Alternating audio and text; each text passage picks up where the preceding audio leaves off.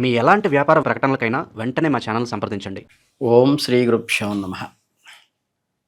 శుభారంభం. శ్రీ పరాభవనామ సంవత్సరం 2026-27 ఉగాది పంచాంగ ఫలితాలు. ఈ ఫలితాలను కూలంకుషంగా విశ్లేషించుసినట్లయితే రాబోయే కాలంలో భారతదేశానికి మరియు తెలుగు రాష్ట్రాలకు ఒక సువర్ణ అధ్యాయంగా నిలవబోతోందని స్పష్టమవుతోంది. గ్రహ సంచారము, వాటి ఆధిపత్యాలు మరియు నక్షత్ర గమనాలను బట్టి చూస్తే ఈ సంవత్సరం దేశం సుభిక్షంగా సుసంపన్నంగా వర్ధిల్లే సూచనలు మెండుగా కనిపిస్తున్నాయి. ముఖ్యంగా ఈ సంవత్సరం సంబంధించిన నవనాయకుల ఎంపిక అత్యంత సంక్లిష్టంగానూ మరియు శుభప్రదంగానూ ఉంది.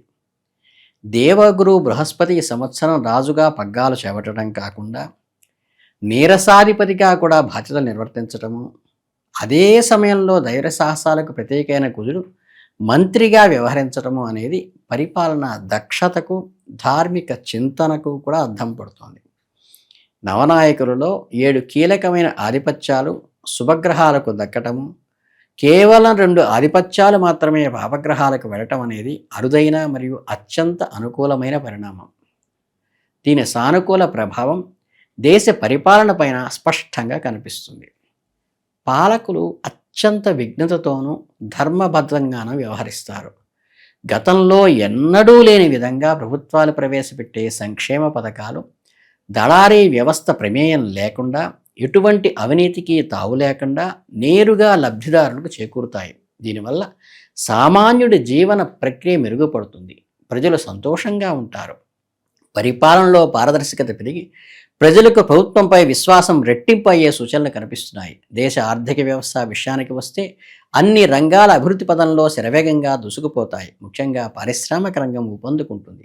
నూతన పరిశ్రమల స్థాపనకు ప్రభుత్వం ఇచ్చే రాయితీలు, సులభతర వాణిజ్య విధానాలు సత్ఫలితాలను ఇస్తాయి. దేశీయ ఉత్పత్తి రంగంలో గణనీయమైన ప్రగతిని సాధించి స్వదేశీ ఉత్పత్తులలో విదేశాల్లో కూడా డిమాండ్ పెరుగుతుంది. ఇంధన రంగంలోనూ, ముఖ్యంగా విద్యుత్ ఉత్పత్తిలోనూ విప్లవాత్మకమైన మార్పులు చేటుచూసుకుంటాయి. సంప్రదాయ విద్యుత్ వనరులపై ఆధారపడడం తగ్గి సౌరశక్తి, సోలార్ పవర్ వినియోగం విపరీతంగా పెరుగుతుంది. దేశవ్యాప్తంగా భారీ ఎత్తులలో సోలార్ ప్రాజెక్టులు ఏర్పడతాయి. తద్వారా విద్యుత్ కొరత అనే మాటే వినిపించని స్థితి ఒక సువర్ణ ఆంధ్రప్రదేశ్ రెడీ అవుతుంది. అంతర్జాతీయంగా ఆర్థిక మాంద్యం ఛాయలో ఉన్నప్పటికీ భారతదేశం మాత్రం ఆర్థిక సుస్థిరతను కాపాడుతుంది. విదేశీ పెట్టుబడిదారులు భారతదేశాన్ని ఒక సురక్షితమైన పెట్టుబడి కేంద్రంగా ప్రవాహంలాగా నుదిలి వచ్చి పడతాయి. దీనివల్ల అనేక బహుళజాతీయ సంస్థలు తమ కార్యక్రమాలను ఇక్కడ విస్తరిస్తాయి. ఐటీ రంగం కావచ్చు, సాఫ్ట్వేర్ రంగం కావచ్చు, రియల్ ఎస్టేట్ రంగం కావచ్చు, భవన నిర్మాణ రంగాల్లో కూడా ఊహించని రీతిలో పుంజుకుంటాయి. ముఖ్యంగా టైర్ 2 నగరాలకు కూడా ఐటీ విస్తరించి ఉద్యోగ అవకాశాలు పెరిగే అవకాశం ఉంది. మౌలిక వస్తువుల కల్పనలో భాగంగా కేంద్ర రాష్ట్ర ప్రభుత్వాలు రహదారులు, రైల్వే మార్గాల నిర్మాణంపై ప్రత్యేక శ్రద్ధ వహిస్తాయి. ఎక్స్ప్రెస్ వేలు, బుల్లెట్ రైలు ప్రాజెక్టులు వేగవంతం అవుతాయి. రాష్ట్ర విభజన అనంతరం ఆగిపోయిన రాజధాని నిర్మాణం పెరిగి తిరిగి శరవేగంతో ప్రారంభమై ఒక రూపు దాల్చుతాయి. ఈ సంవత్సరం ఆఖరికి ప్రకృతి కరుణా కటాక్షాలు కూడా ఈ సంవత్సరం పుష్కలంగా ఉంటాయి. మేఘాధిపతిగా చంద్రుడు, సస్యాధిపతిగా శుక్రుడు ఉండటం వల్ల వర్షాలకు, పంటలకు లోటు ఉండదు. పంచాంగరీత్యా ఈ ఏడాది 4 కుంచాల వర్షం కురుస్తుంది అని చెప్పక తప్పదు. నైరుతి ఋతుపవనాలు మరియు ఈశాన్య ఋతుపవనాలు సకాలంలో ప్రవేశించి దేశవ్యాప్తంగా విస్తారంగా వర్షాలను కురిపిస్తాయి. దీనివల్ల వాగులు, వంకలు, చెరువులు పొంగి ప్రధాన జలాశయాలు నిండుగా మారుతాయి. సాగునీటికి, తాగునీటికి ఎటువంటి డోకా ఉండదు. భూగర్భ జలాలు గణనీయంగా పెరుగుతాయి. రైతులకు ఈ సంవత్సరం స్వర్ణయుగంగా చెప్పుకోవచ్చు. వ్యవసాయం 3 పువ్వులు 6 కాయలుగా వర్ధిల్లుతుంది. ముఖ్యంగా ఎర్ర నేలలు మరియు నల్లరేగడి నేలల్లో సాగు చేసే రైతులకు అద్భుతమైన దిగుబడులు వస్తాయని చెప్పక తప్పదు. ప్రధాన ఆహార పంటలైనటువంటి వరి, గోధుమతో పాటు వాణిజ్య పంటలైన పత్తి, మిర్చి, పొగాకు, మొక్కజొన్న, వేరుశనగ, నువ్వులు వంటి పంటల దిగుబడి రికార్డు స్థాయిలో చేరే అవకాశం జాతకపరంగా ఉన్నది. సుగంధ ద్రవ్యాల సాగు కూడా లాభసాటిగా ఉంటుంది. పండిన పంటకు గిట్టుబాటు ధర లభించడంతో రైతు అప్పుల బాధ నుండి విముక్తి పొంది సంతోషంగా జీవించే శుభ పరిణామం రానున్నది. ఆహార ధాన్యాల నిల్వలు లేక దేశ అవసరాలకు మించి ఉండి ఇతర దేశాలకు కూడా ఎగుమతి చేసేటువంటి అవకాశం ఉన్నది. ఈ ఎగుమతుల ద్వారా దేశానికి విదేశీ మారక ద్రవ్యం కూడా భారీగా సమకూరే సూచనలు కనిపిస్తున్నాయి. అయితే ఇక్కడ గమనించాల్సిన ముఖ్య విషయం ఏమిటంటే, ఆహార పంటలు బాగా పండినప్పటికీ పండ్ల తోటల దిగుబడి తగ్గే అవకాశం ఉన్నది. కాబట్టి హార్టికల్చర్ వాళ్ళు జాగ్రత్తగా సస్యరక్షణ చేయాలి. దీనివల్ల మార్కెట్లో పండ్ల ధరల అవకాశం ఉంది. పామాయిల్ తోటలు యజమానులు ఆక్వా రంగానికి, పౌల్ట్రీ రంగానికి సంవత్సరం లాభాల పంట పండుతుంది. కొబ్బరి రైతులకు మరియు రైస్ మిల్లర్లకు కూడా ఈ కాలం బాగా కనిపిస్తుంది. ఈ ఏడాది పశుపాలకుడైనటువంటి శ్రీకృష్ణుడు కావటం, పశువులను విడిపించేవాడు బలరాముడు కావటం వల్ల పాడి పరిశ్రమ విశేషంగా అభివృద్ధి చెందుతుంది. పాల ఉత్పత్తులు పెరుగుతుంది. నూతన డైరీలు ఏర్పాటవుతాయి. అదే సమయంలో పశుగ్రాసం కొరత లేదా ధరల పెరుగుదల, పశువుల ధరలు పెరగటం వంటివి రైతులకు కొంత భారంగా మారే సూచనలు ఉన్నాయి. అయినప్పటికీ పాల ధరలు కూడా విపరీతంగా పెరిగే సూచనలు కూడా కనిపిస్తున్నాయి.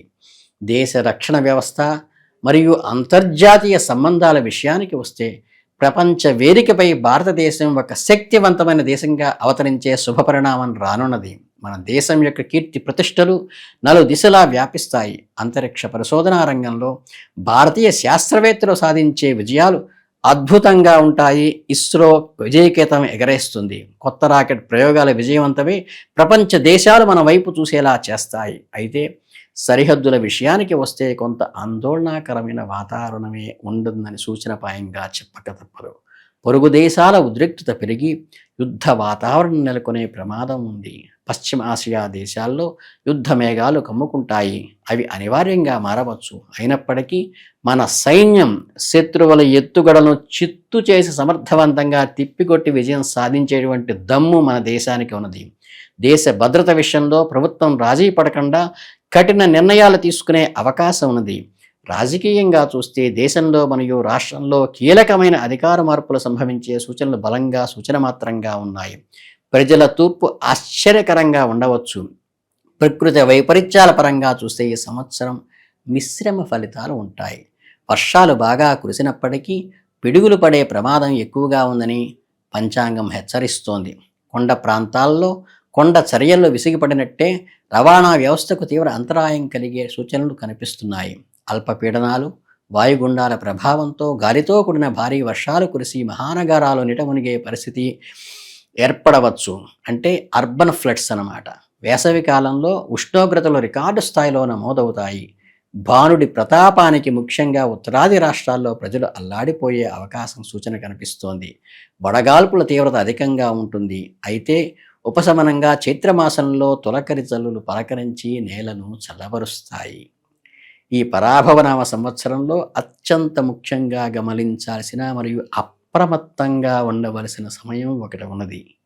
ఏప్రిల్ 10వ తేదీ నుండి జూలై 4వ తేదీ వరకు కాలసర్పదోష యోగం ఉంది. అంటే కాలసర్పయోగంలో ప్రభావం ఉంటుంది కాబట్టి జ్యోతిష్య శాస్త్రరీత్యా ఇది ప్రబల దేశ అరిష్ట యోగంగా చెప్పబడింది. ఈ నిర్దిష్ట కాలంలో గ్రహాలు అనుకూలత తక్కువగా ఉంటుంది కాబట్టి ప్రజలు మరియు ప్రభుత్వం అత్యంత జాగ్రత్తగా ఉండాలి. ఈ సమయంలో అగ్ని ప్రమాదాలు, షార్ట్ సర్క్యూట్స్, ఫ్యాక్టరీల్లో పేలుళ్ళు వంటివి జరిగే ఆస్కారం సూచన మాత్రంగా చెప్పబడుతోంది.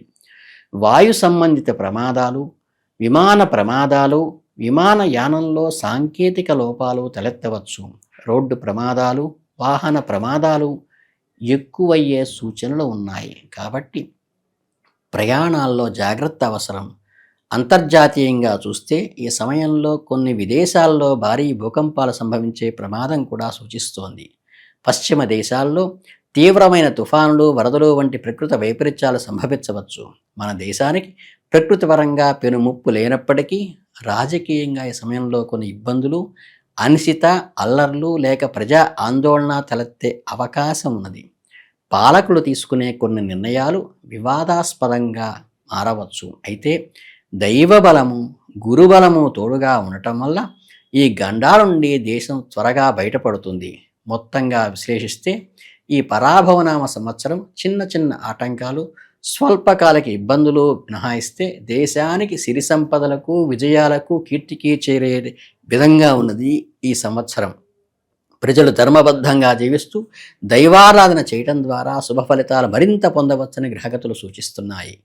అభివృద్ధి, సంక్షేమము జోడెద్దులుగా సాగే ఈ సంవత్సరంలో భారతావని ప్రపంచ పటంలో సగర్వంగా నిలుస్తుందని చెప్పడం ఎటువంటి సందేహం లేదు.